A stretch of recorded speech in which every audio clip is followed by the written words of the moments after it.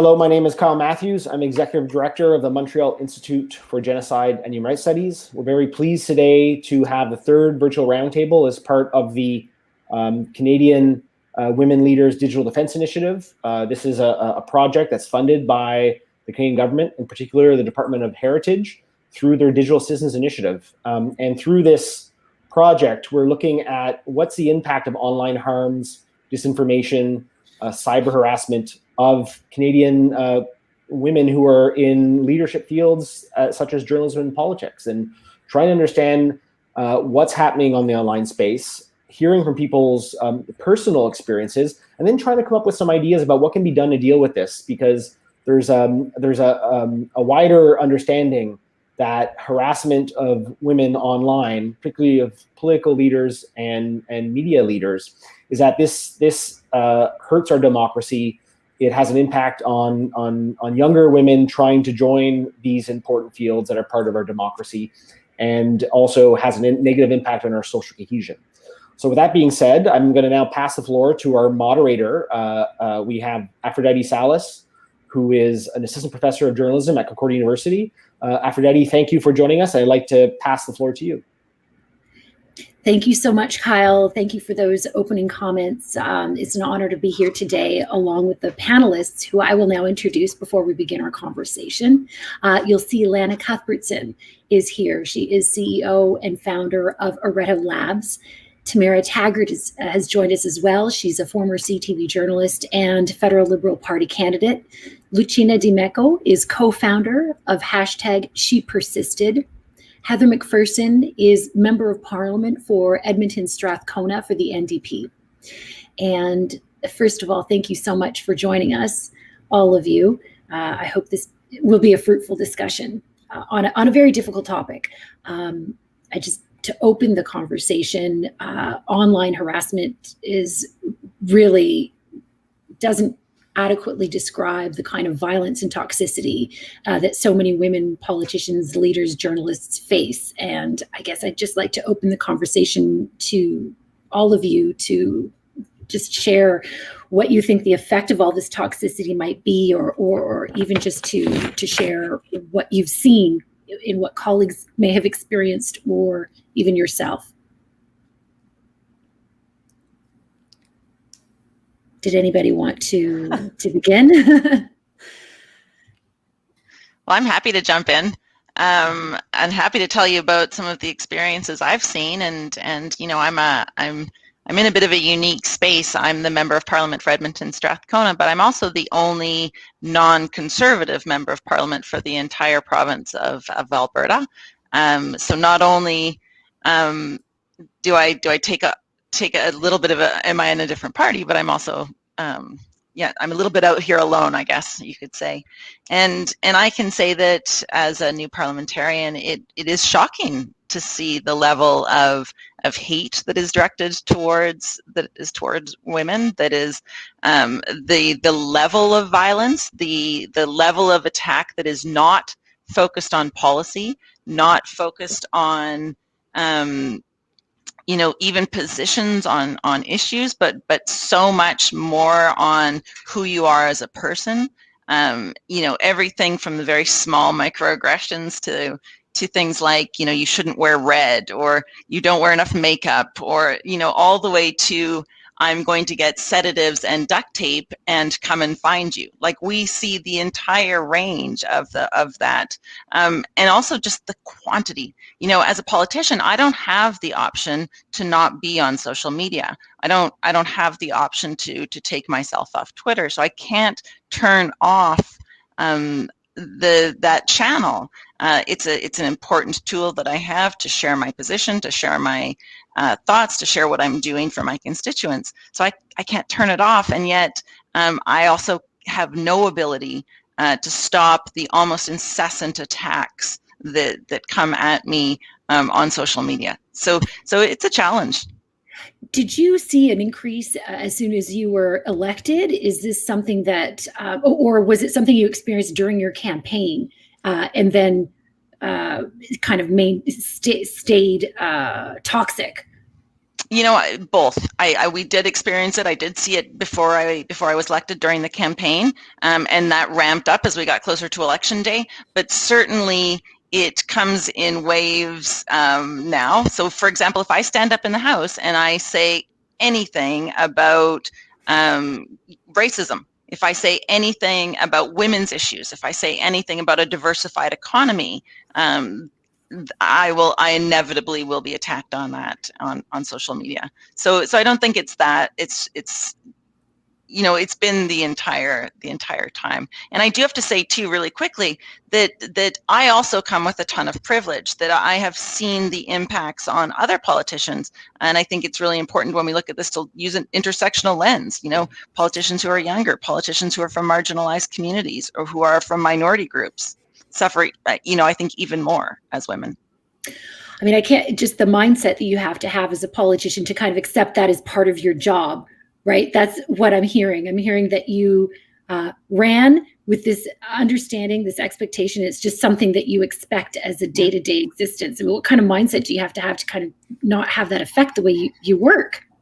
Well, I mean, it's on your shoulders. This is a hard job. It's the work that I do is really important, and it's there's a lot to it. Of course, it's a very busy job. I mean, I love it, but it is a really challenging job. And in addition to that job, there is this other piece that you have to wear, that you have to put on every single day.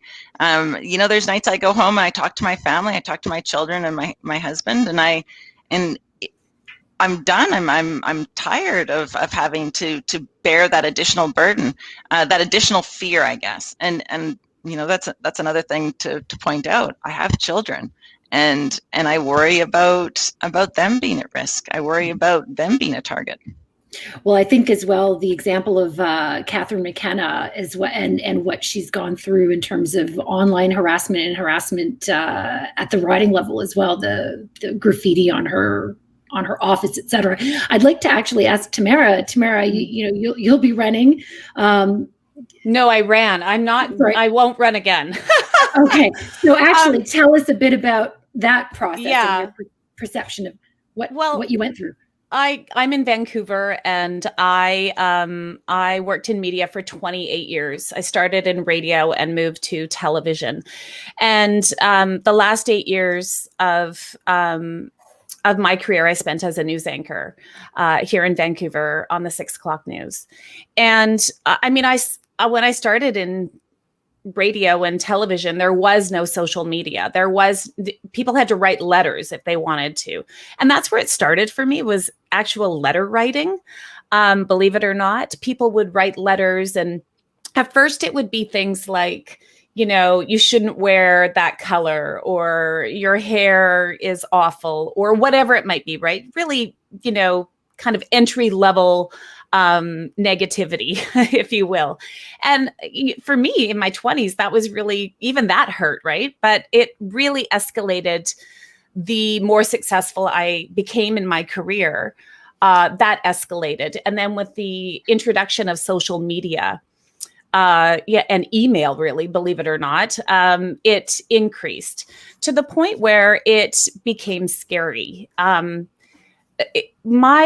It was more about, when I was in television, it was more about my safety. It wasn't about, it was stalkers, believe it or not, and people showing up, men showing up, and, court cases and, threats, and people knowing where I was scared people knew where I lived. I had somebody who worked for Canada Post that,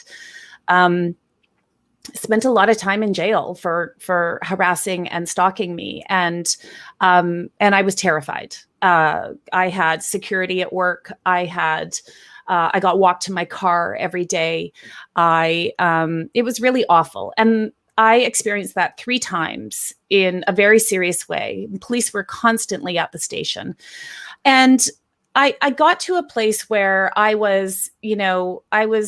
felt pretty good. And on social media, I was pretty benign on social media. I would just post news stories, and I would, on Instagram, show my family, and all that was fine. But when I when I left television and I decided to run in the last federal election, that is where everything changed. And I mean, I don't even know how to put it into words what happened.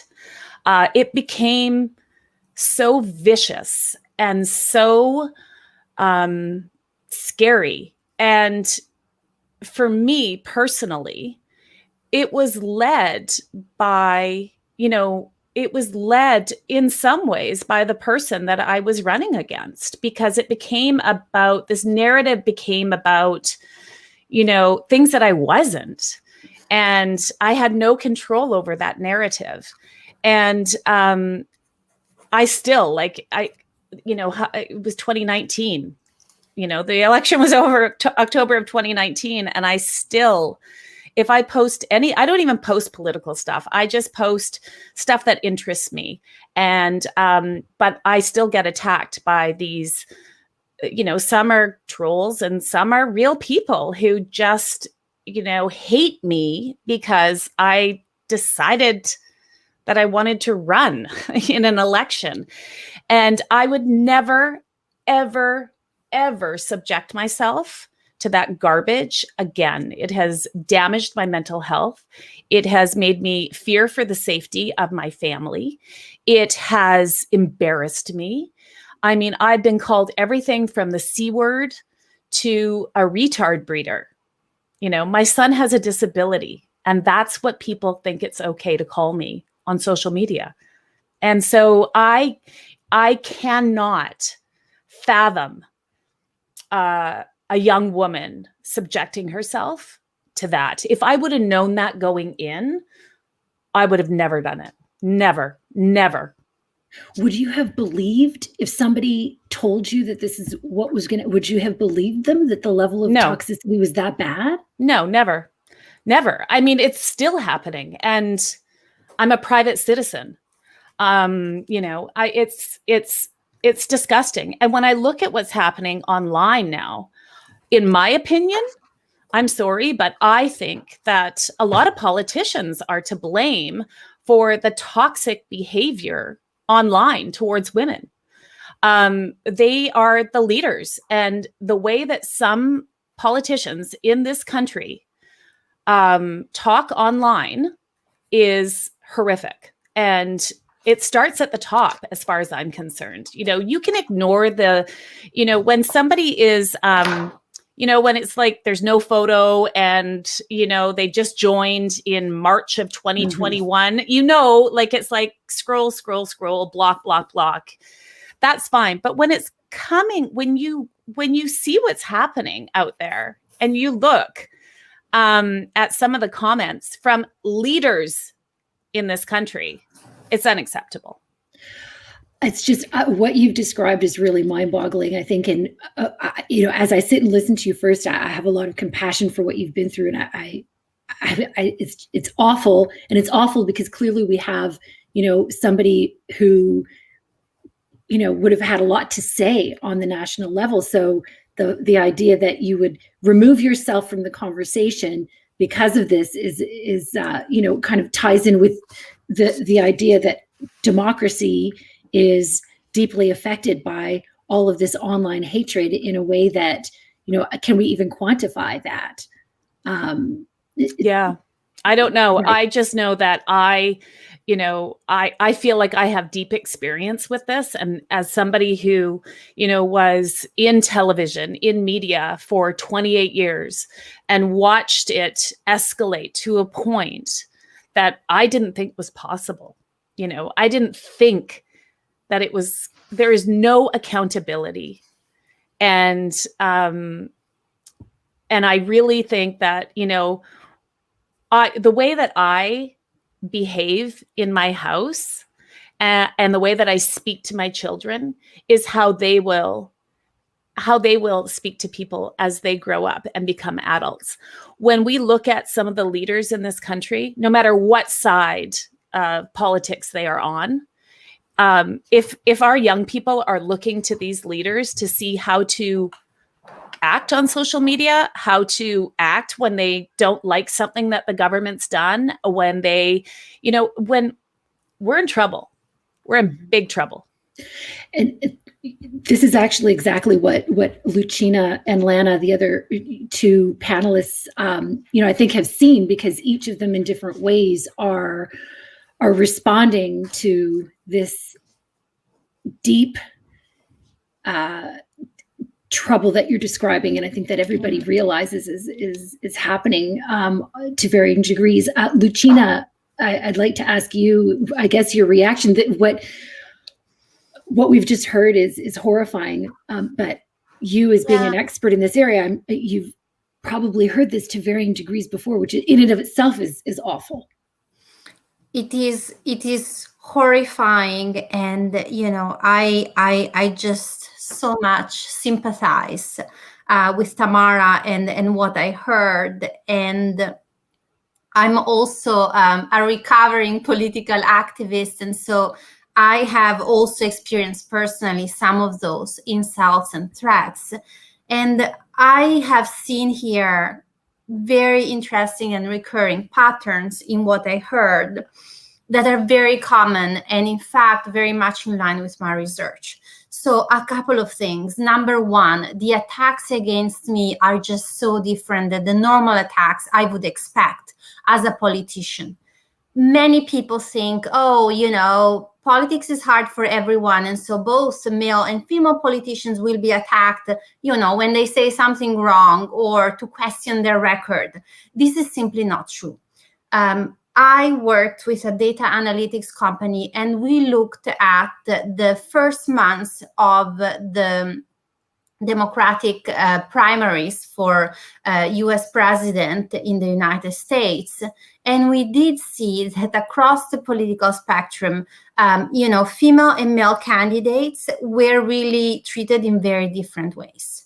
We saw that from the very beginning, the female candidates received many, many more negative attacks, and the attacks against them were much more around their personality. They were being mean, stupid, untrustworthy for whatever reason. Whereas for the male politicians, they received fewer negative attacks, and they were around their policy proposals. I don't agree with this. This is a bad idea. Now, this is a bad idea is fair game in politics. You are a horrible person and mother, and this and that and the other should happen to you and your children. This is not fair game.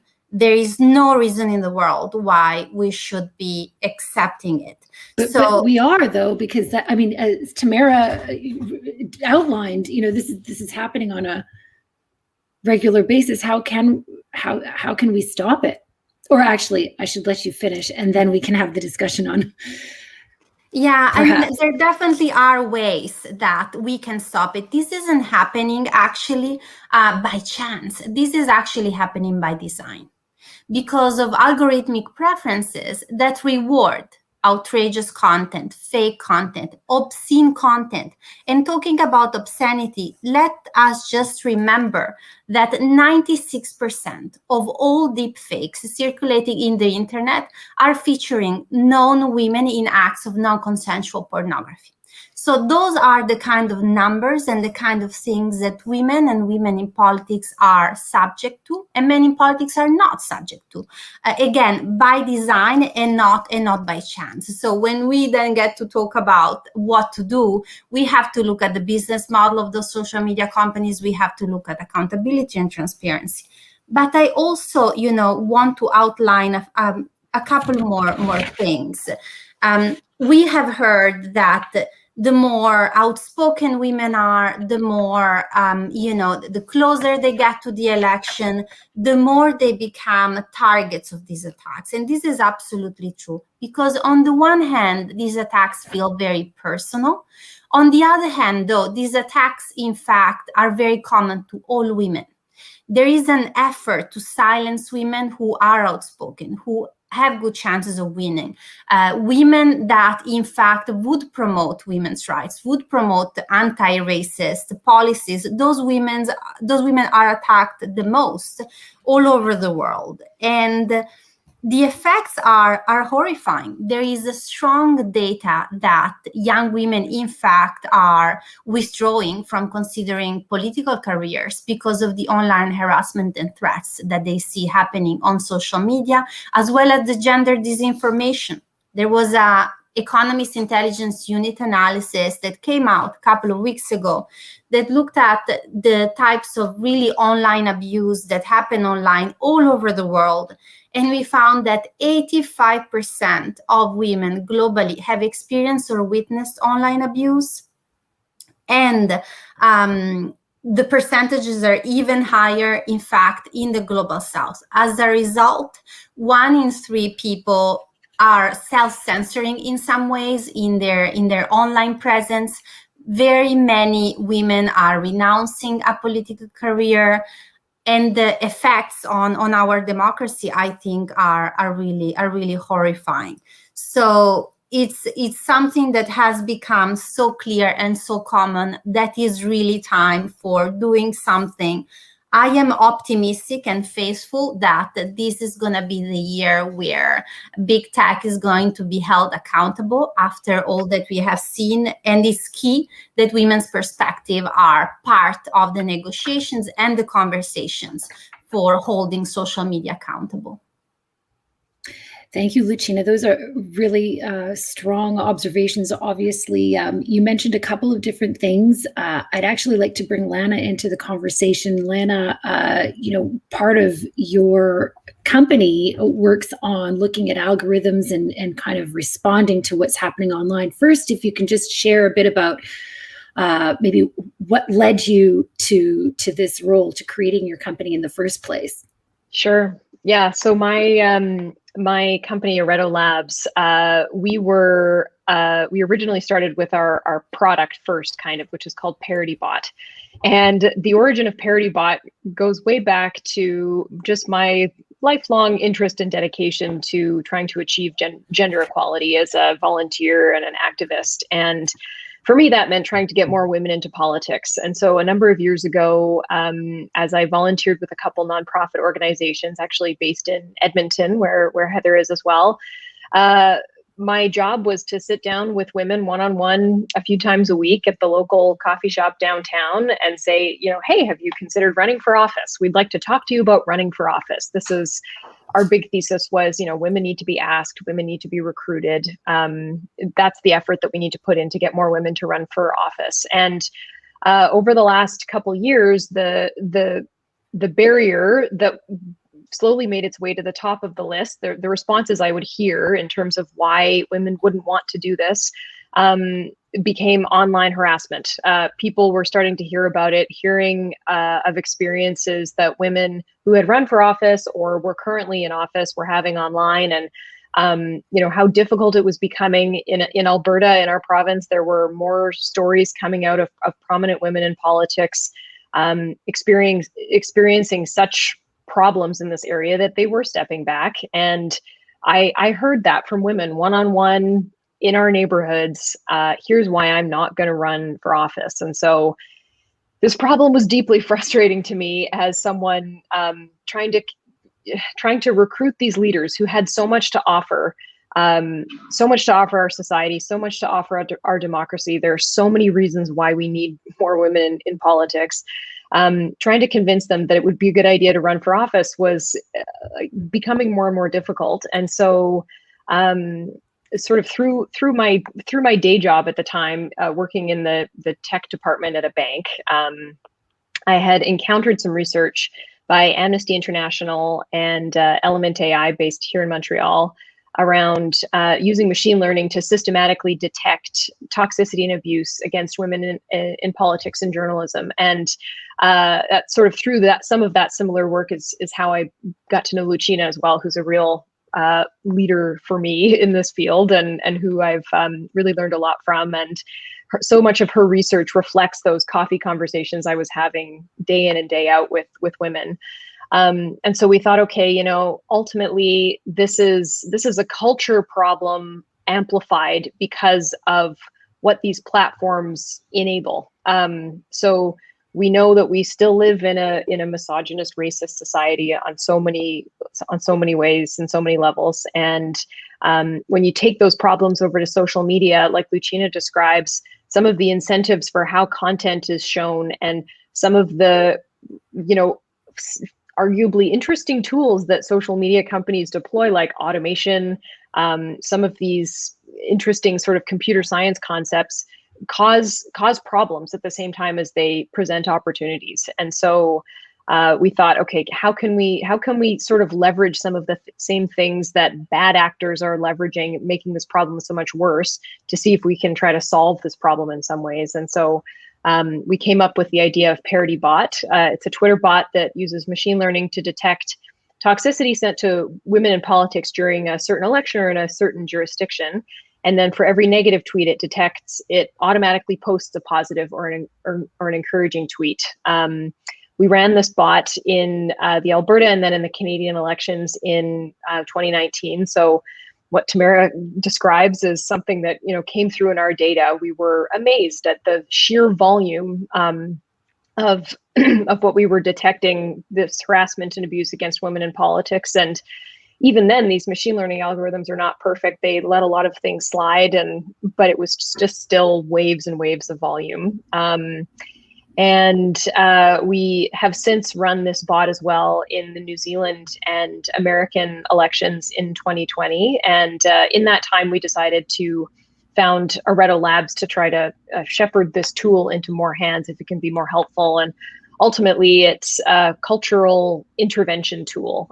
We've heard from women that it's helpful so far, and I think it could be one way that we can scale something helpful like this, because it validates what women are experiencing in such a systematic way. Every time Parody Bot tweets something positive, that it's a reaction to something really negative. So like just seeing that list, we've had that comment from women in politics and observers online as well, saying, this is some validation of what's going on.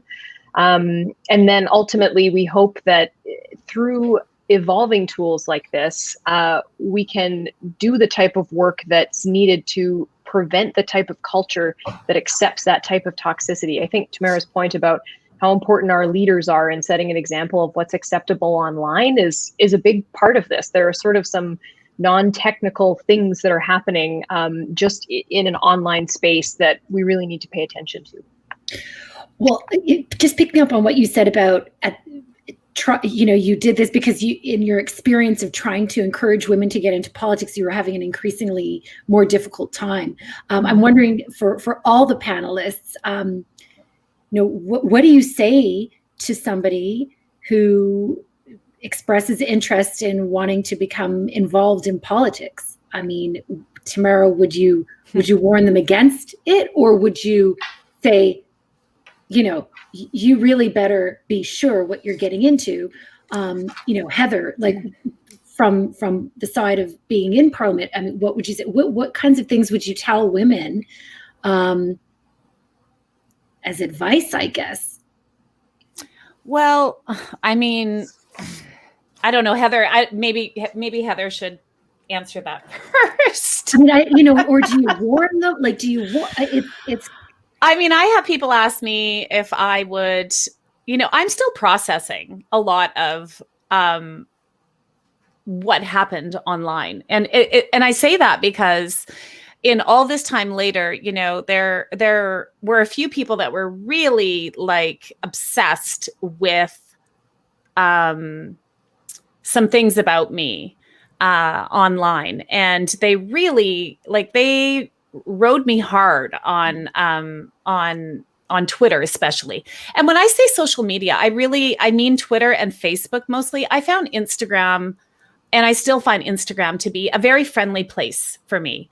And I like it best. I despise Twitter. And when I look at Twitter, I have a bad day, for sure. It affects me. It affects my mental wellness more than any other platform, for sure. And, it was just like a month ago that there's this person who really, I became their target for quite some time during that election. And they still haven't let up on me. And so I publicly had to, take a screenshot and put it on Twitter and say, this has to stop. Like, this has to stop. This is too much. And, I don't know. My advice, I wouldn't do it again. That's what people say to me. Would you do it again? And I'm like, no, it's not. There are better ways for me to make a difference than to get into politics, and that are good for my mental health, and that are good for, my safety, and to not walk around in Vancouver's not a big city, to not walk around in Vancouver constantly looking behind my shoulder because some guy is yelling that he, wants me to die because I decided to run in an election. So when people ask me if I would do it again, I tell them why I wouldn't.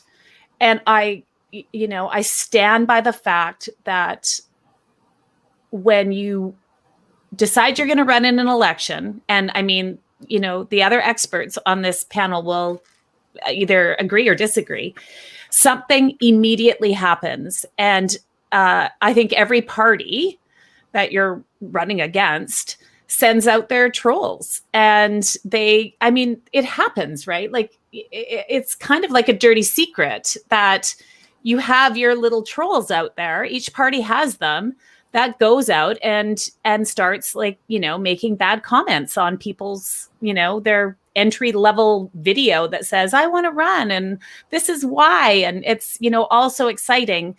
It was from day one, I was attacked for things that I didn't even know I could be attacked for. And so I will stand by that. Every single party, political party in this country is responsible for it at every level of government. And you just have to open up your Twitter right now and go look at some people's Twitter accounts and see what they're replying to and see what they're saying. They're the ones responsible. I'm sorry. Lucina, I'd like to ask you actually your response to what Tamara is saying. Yeah, so absolutely. So this is very, very true. So we are seeing an overwhelming amount of attacks with strong coordination. So attacks really that are coming on the same lines from millions of different accounts, each one posting on Facebook and Twitter as if it was, an original piece of news. And in reality, it's the same disinformation campaign that's being, broadcast in all kinds of different ways through those accounts. Often traditional media picks it up and reports on it, sometimes in ways, in fact, that are harmful and end up replicating. And that's why last year, together with a coalition of organizations, we created media guide for journalists on how to report on racist and gender disinformation without replicating it, because we knew what was happening, for example, to now Vice President Kamala Harris. And so this is absolutely true. That political parties and politicians are behind it, absolutely.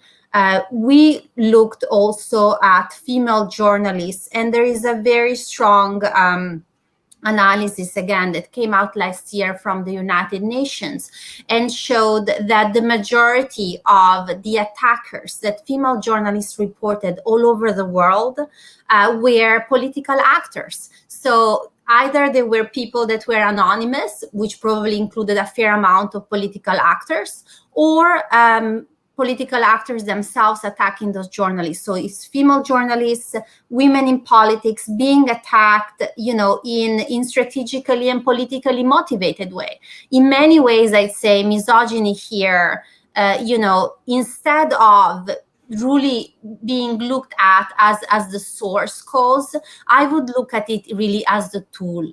Those political actors are using misogyny that exists in society to create fake stories that then will eliminate their political opponents, because they know those fake stories will be picked up exponentially by social media because of how those algorithms work. Mm-hmm. And so this is terrible.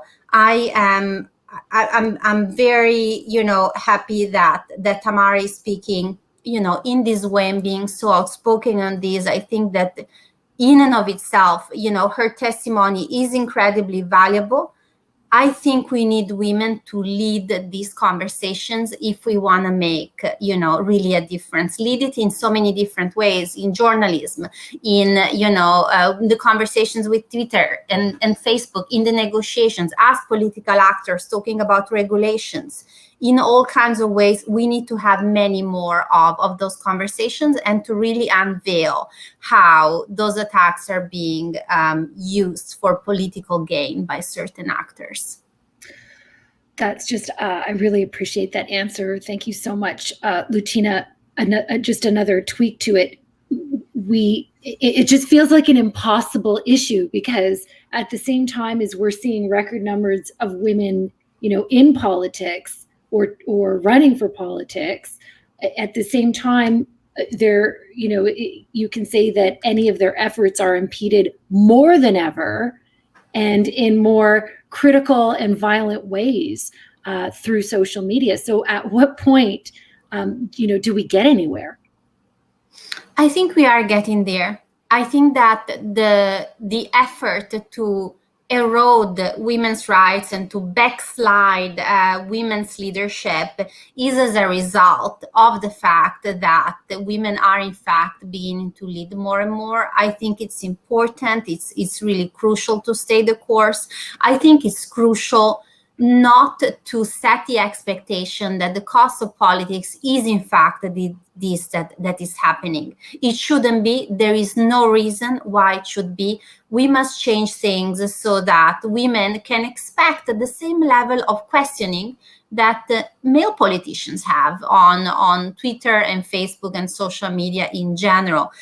We shouldn't start believing that this is just an extra burden that women have to take on, because this in and of itself is inherently undemocratic. And, I also want to flag this for those that are concerned about, freedom of expression and regulating social media companies, that it might infringe on freedom of expression. I am wondering, where is my freedom of expression if I have to be terrified of anything I write because I could be harassed, in ways that make it very, very hard for me to defend myself and to protect my family? Where is my freedom of expression in, the current regulation framework? That's an excellent point. Actually, I want to ask Heather next. If you've ever, Heather, has it ever occurred to you before you make a post or before you tweet, or is this something that happens every single time you're on social media? Do you ever think twice about, oh my God, what are the ramifications going to be? What level of trolling can I expect because of this post or because of what I'm about to say? All the time. Every tweet, there's nothing we can put out that won't be commented on. There's nothing I can say on social media that I won't get pushback on. Absolutely not. And similar to what Tamara had brought up, it's often the same people. It's often the same attackers over and over and over again. So no, you can't put anything out without thinking about it. One of the other things that we just heard from Lucina is the idea of freedom of expression. And I would also say that there is the freedom of expression, but there's also the freedom from not having to have to witness some of this, to not have to hear from people that are saying such horrible things, that are saying such violent, assaultive things. Where's the freedom to not have to be participating in those conversations? So I completely agree with her. And earlier on, you talked a little bit about what we would say to people who wanted to run for politics, and hearing from Tamara is so disheartening to hear of somebody that wanted to become a politician, wanted to be part of the conversation, and now has decided that is not worth her safety, not worth her time, not worth her the mental stress and stress to her family. The The problem, of course, is that we need more women in political life. We don't even have 30% of our members of parliament as women. We need to be encouraging women to participate. And, you know, I've talked to young women. There was a young woman, we have a program in Canada called Daughters of the Vote that is to encourage young women to participate in the political process. I talked to a young woman who participated in that. Her legislation that she put forward was to ask to have white supremacist groups added to hate, to the list of hate groups or terrorist groups.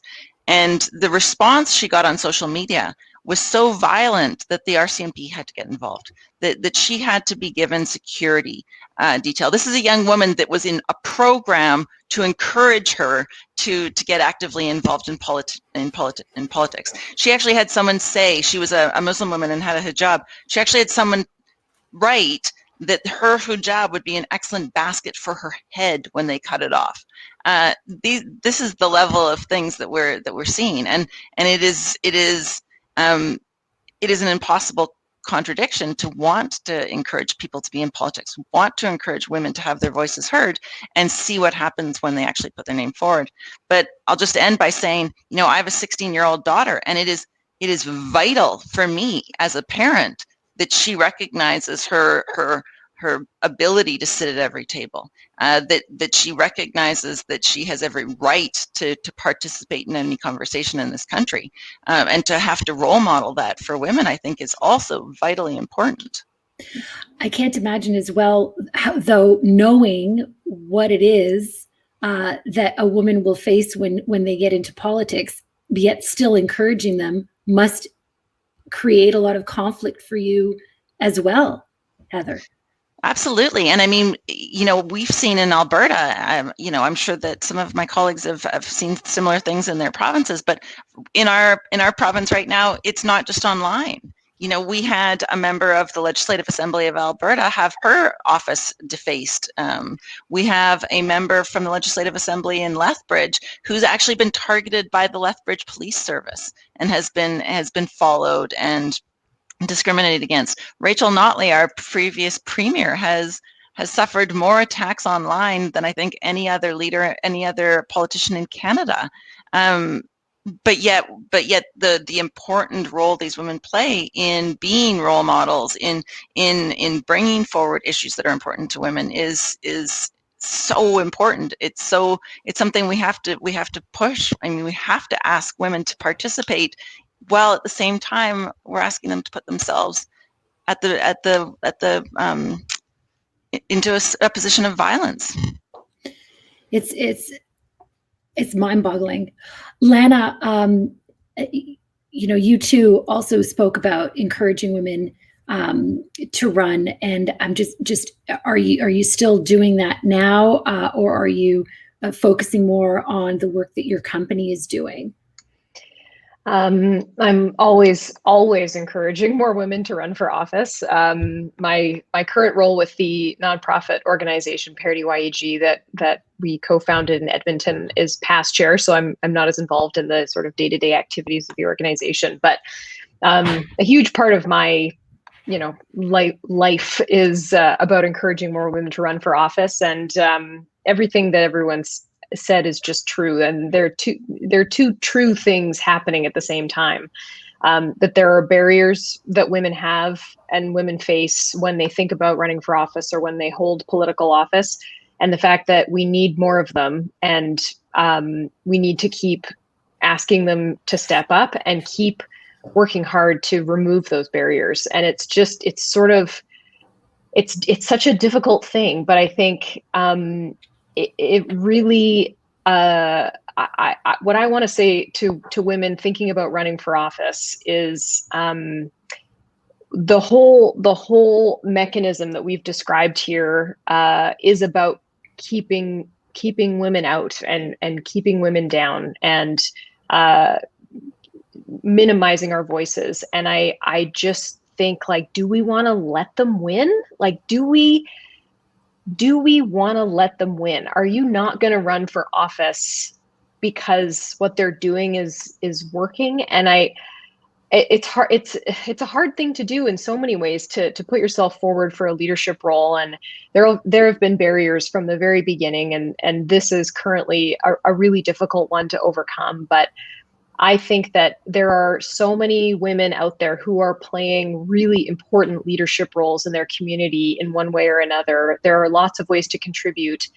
And one of the really important ways to contribute is considering politics. And yeah, there are certain pieces, bits and pieces that come with the job right now. But there, as we've learned with our work with ParityBot, there are things we can do right now to mitigate this problem in some ways. Probably some of the bigger, more sweeping solutions involve some changes at these big tech companies, probably some government regulation, which we can get into. But some of the interventions that we've done with ParityBot are important, and they work to some level. They validate women's experiences. They inject positivity into the world. They show the vast majority of people who are on social media behaving somewhat normally, that there's this big problem that to most people is invisible.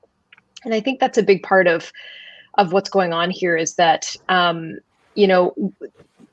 we're having this conversation today partly because it's really important that more and more people are aware of what kind of problem this is, and how deliberate some of these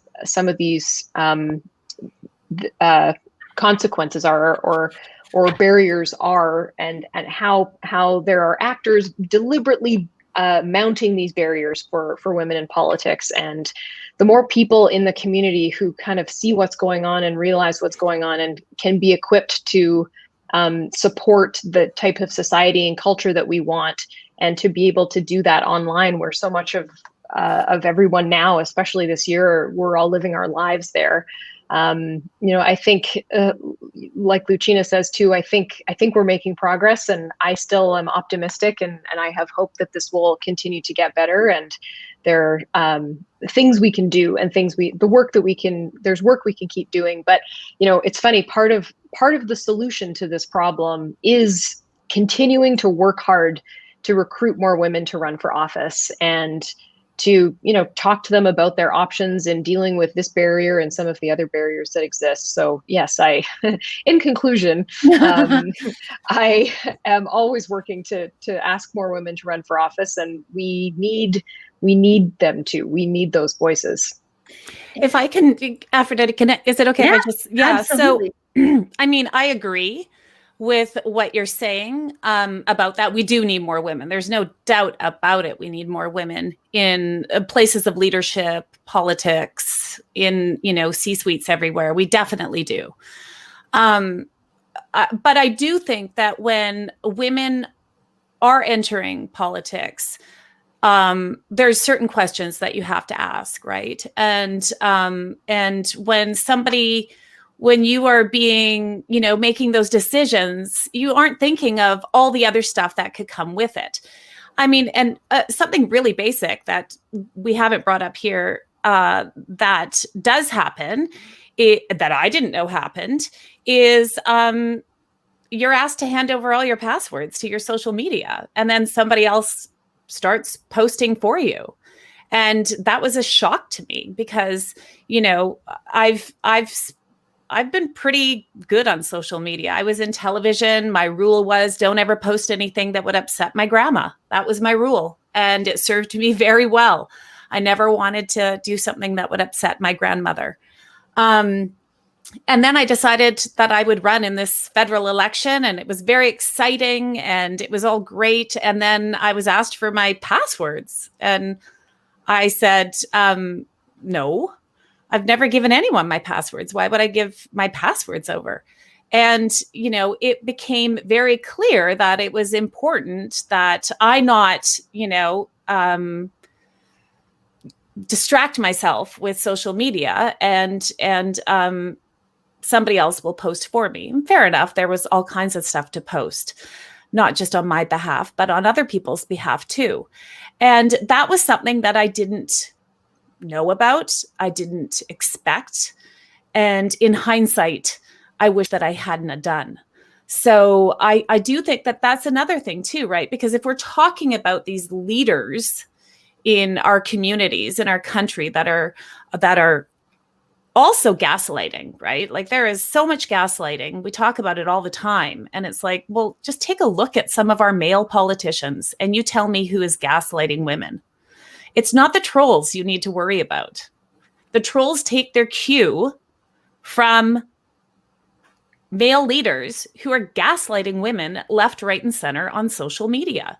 So I don't care what policies are in place. If the men that are gaslighting women on social media that are in positions of power, they have to change their way of doing things. They have to lead by example. I just want to jump in and say very quickly that's a terrible imposition on you, Tamara. That was certainly not my experience. I've never been asked to give up my passwords. I've never been asked to give up control of my social media. There are lots of days I wish I had, but that certainly is not the reality for perhaps it's because it's a smaller party, but that's never been the reality for me. Just to clarify that. Yeah, well, you're lucky. But you also have some men in your party who are harsh gaslighters, like really, truly. And I just think as women, I don't care what side of the table you're on, we have to call it out at every level, whether it's coming from, it doesn't matter where it's coming from. It has to be called out. It's too much. And in the process of calling it out, I think certainly many different ways to approach the problem. But I also, I just wanted to touch as well on the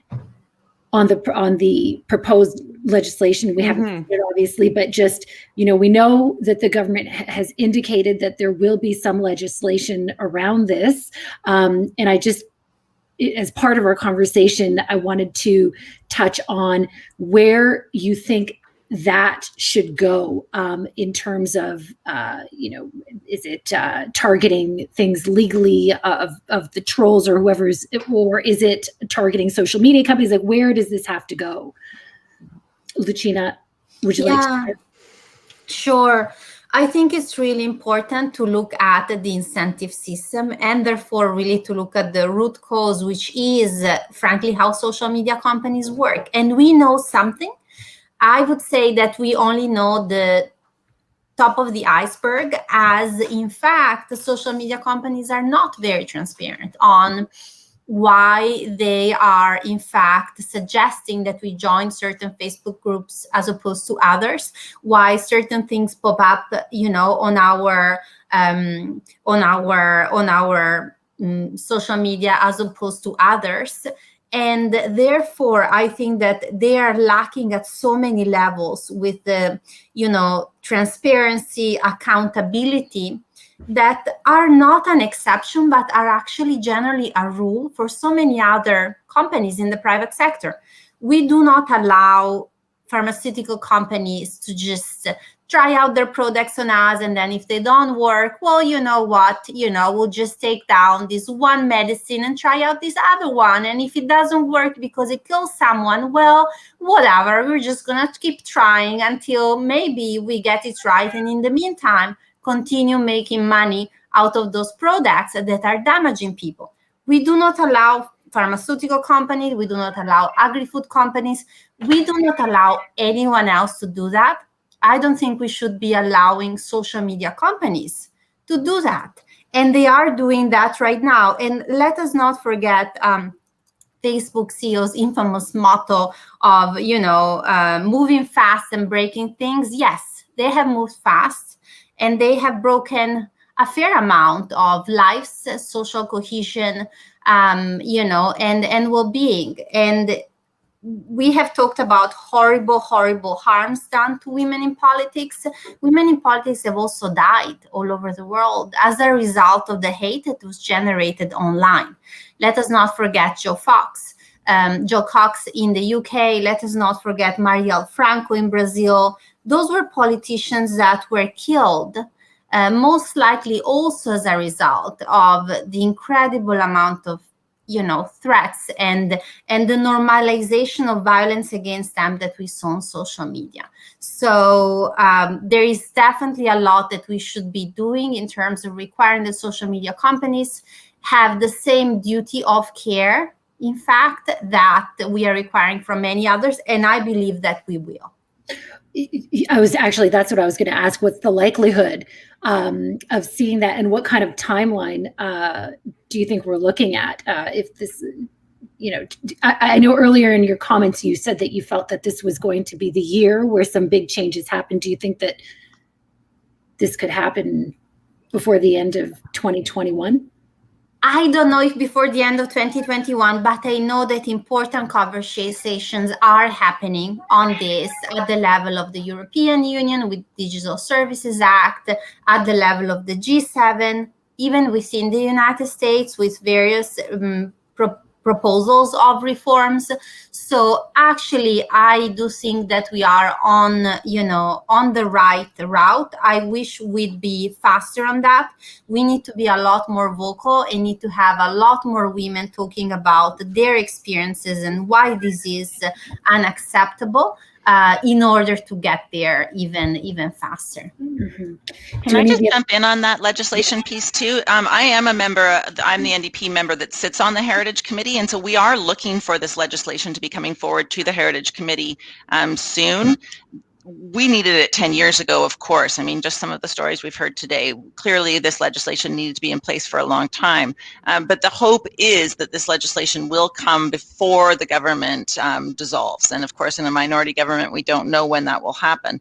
But I have a whole bunch of concerns that we need to bring this legislation forward. I think what what Lucina talked about in terms of discoverability, in terms of what we see, what is amplified and what is suppressed is vitally important, and it needs to be a big part of that legislation. We've actually subpoenaed Mark Zuckerberg to come to committee and testify because we do want to understand how Facebook is making these decisions and how they seem unable to limit hate speech and limit violence on their platforms. So I do think that it is coming forward. I just hope that it can't come forward fast enough, I guess.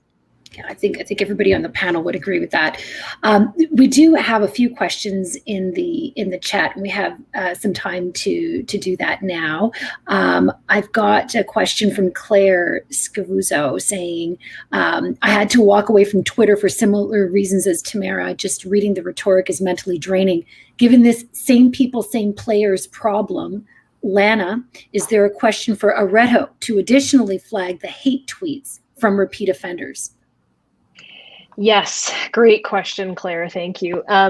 So part of Parity Bot's mechanism is it's sort of a front end, back end piece. So on our front end, we post positive tweets. That's sort of the preventative culture shift that we're looking to perform. And on the back end, our machine learning algorithm, flags every tweet that's sent towards the group of women that we're tracking at any given time. And so with that, there's a huge opportunity with our data collection and analysis and what we're working on building right now at Areto Labs, which is why it's handy to have a startup tech company sort of wrapped around this tool and this problem, is iterating on that data collection and analysis piece. So what we're hoping to do is make it easier for women or maybe groups who are responsible for women's safety online. So maybe it's even something like the House of Commons security team for all MPs, or like the Guardian newsroom. Maybe it's their HR team who works to protect journalists. If they can have access to all of that data, and that data was automatically sorted into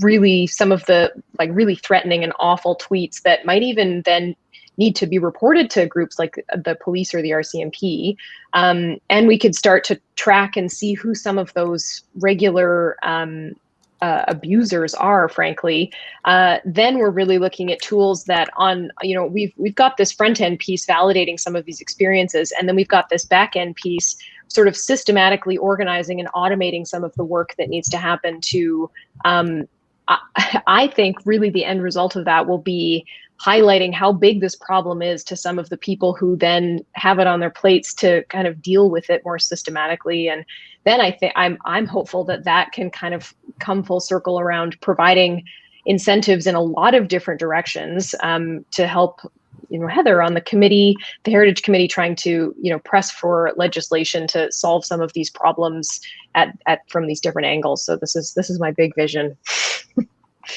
That's amazing. And actually also for you, Lana, Dorothy G is asking, does ParityBot only work on Twitter? Dorothy, great question. Right now it does. We have that question a lot, and hope to expand to different platforms. There are just, because they're different platforms, different companies, they're just different ways that they're kind of APIs and algorithms work in different cases. But I'd like to be able to build out our platform so that you can add any social media platform that you're on that you'd sort of like this protection on. And we can integrate with those different platforms in different ways, and then aggregate all of the issues that you're having into that one dashboard, which then kind of feeds into some of the questions that Claire was asking. But so yeah, great question, Dorothy. Thank you, Dorothy. Another one from Maite. I hope I said your name properly. Maite Taboada. She says, it looks like we need a reset of public discourse, a commitment to not run negative campaigns and to have zero tolerance for attacks online. Would that be a good starting point to all the panelists? That'd be a great starting point. No, I would love to see that. I mean, I think that that commitment would make such a big difference, and it would also encourage people to put their names forward and more women to put their names forward. I don't run attack campaigns. I'm very similar to Tamara. I want my children or my grandmother or whoever to be able to look at what I'm doing as a parliamentarian, and respect what I'm saying, respect the policy ideas that I'm putting forward. So I think that's an excellent start, an excellent beginning. I'm happy to sign on to that pledge. What about the other panelists? Where is the starting point? I guess that's the question as well. Yeah, it's interesting, and I mean, I agree with exactly what Heather just said. I think it's a good place to start. A reset, but I don't know if it's possible. But I also question whether you need Twitter to whether you need it. Do you need Twitter to be a politician? Do you need Twitter to run in a campaign? Do you need it? I don't know the answer to that, but I know the goal for everybody on social media who is a politician or a journalist is to have more followers, because the more followers you have, the bigger reach you have. And so it becomes about, how do you get those followers? Do you get those followers by being, your rose-colored glasses on, or do you get those followers by being a gaslighter and being caustic online and being righteous online? It's, that's another question too, right? It's like, what is the purpose of it? What is the purpose of you being on Twitter? Well, and I guess as an opposition member, what I would say to that, Tamara, is that it does give us the opportunity to share our policies, to share our proposals. We have, especially as the fourth party, we have less opportunity to do that in the House of Commons.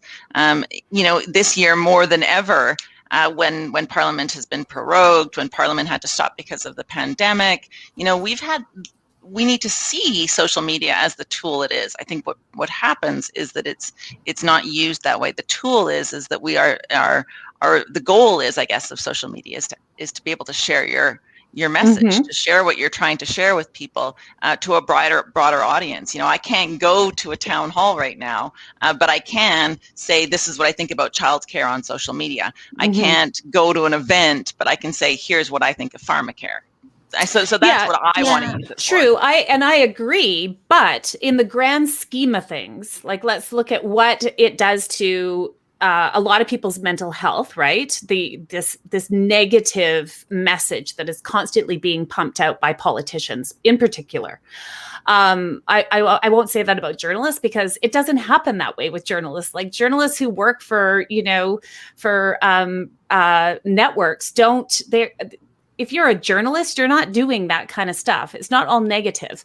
So, but when it comes to politicians, there's 39 million people in Canada, let's say, and if you have 7,000 followers on Twitter, I don't know, it doesn't add up. It just doesn't add up to, is that worth it? Because the majority of people who are in politics, they're not, I'm not talking about you, Heather. I'm talking about people who are more established and who have been doing this for a long time. And I think we can all look at who those people are and know, right? We all know who those people are.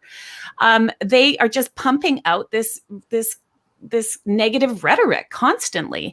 And maybe that's what we come to Twitter for now. Maybe that's what we expect from some of these politicians now, is to get riled up, to get everybody riled up and angry at everybody. I actually wonder if, I don't know, but I wonder if there are politicians who choose not to have a social media presence. Is that even possible? Like, do all the parties require? It just came into my mind. Lucina, might you know? It'd be very difficult to not have a presence on social media, or perhaps maybe just one or two platforms, like just a Facebook page, for example. But people don't vote on Twitter. Twitter doesn't vote. You know what I mean? The people on Twitter are the same old. My mom's not on Twitter. My mother-in-law's not on Twitter. Half my friends aren't on Twitter. Do you know what I mean? No, they're not even on Facebook. I just think that it's like this excuse that you have to be on Twitter to be a politician. No, you don't. You don't have to be on Twitter to be a politician. Unfortunately, I disagree on that one. And part of the reason is that even if my constituents aren't on Twitter, a lot of the media is. A lot of the discourse that happens that should be happening on a social media channel does happen on Twitter. So even people who aren't interested in being, Twitter superstars or have, 20,000 followers, you would be giving up a tool that you have within your toolkit. And I don't think it would be reasonable to expect that politicians would give away or give up a tool that they have to share their message, to share their policies, their platform. But when we see it from the Prime Minister, he uses it to announce things, for goodness sakes. But he's not doing it. The Prime Minister isn't sitting at his desk composing a tweet. He has no control over his Twitter. Somebody else is doing it for him to get the message out. Comparing the Prime Minister of our country to somebody who is, running in rural Manitoba, I don't think it's the same thing. It's not. Getting your message out. Look at what happens when you are in control of your own Twitter and you are the president of the United States. Look what that did to everybody's mental health. I don't, when it is all negative, it's not a tool. It's a weapon. So and I will say there might be, the interesting piece for me here is that, I think this is where we're starting to see this market incentive change. Because I think, Tamara, to your point, if these types of spaces aren't spaces people want to be anymore for these reasons, then these tech companies have a real problem. And if some of their incentive for driving what they highlight and what they post, to Lucina's sort of point earlier, we'll start to see kind of the rest of society shift and change, I think, along with this. So, as much as currently, it's still, I think the common sort of idea and wisdom is that politicians need to be on social media. I kind of think that's starting to change. And I think we'll start to see that pressure ultimately be what probably forces some of the changes at these tech companies as well. Well, first of all, I want to say I so appreciate Lana's really work and entrepreneurial spirit. in creating a tool that also really highlights the problem to all the very many people that still think that women are facing the same kind of attacks and vitriol that men in politics are. And I think that this is also just really very important.